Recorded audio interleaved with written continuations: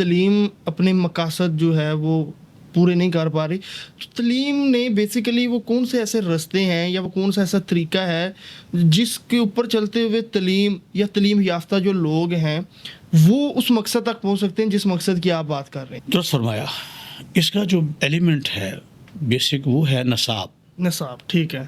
ہمیں ایسا نصاب تشکیل دینا ہوگا.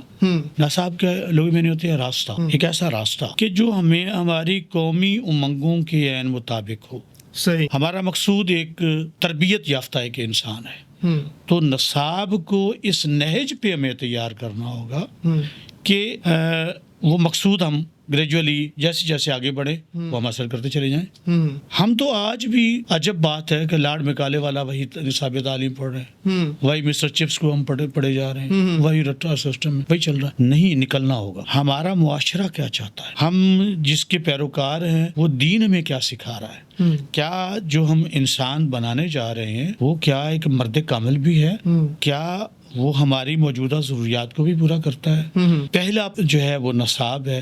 نصاب کو اس نہج پہ بنانا ہوگا. صحیح. اب اس کا دوسرا ایلیمنٹ بالکل اس کے ساتھ جڑا ہوا ہے اور وہ ہے استاد. صحیح. نصاب کو ٹرانسلیٹ کس نے کرنا ہے؟ استاد نے.